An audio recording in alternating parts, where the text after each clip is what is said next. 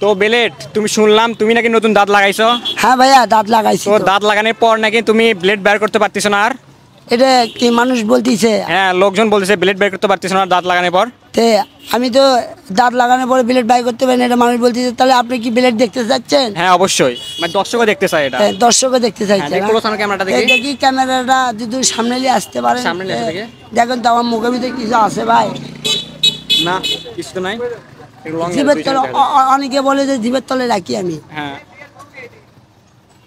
না আছে না তো তুমি দেখাও। আমি ভাত পানি মাছ গোস্ত সবই খাই। আমার বিলেট আমার মুখের থেকে আমি বিলেট নিয়ে ঘুমো পারি।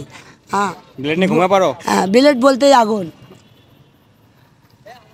মাথায় নাই চুল, বিলেট মারতে করবো না ভুল।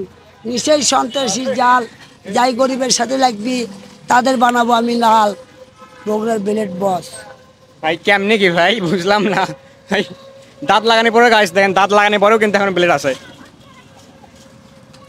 চলে গেছে বন্ধু বিলেট। আবারও বাই করে দেখাচ্ছি আপনাদের। আমি দেখি দাঁত লাগানোর পরে বিলেট বাই করতে পারি না। এই যে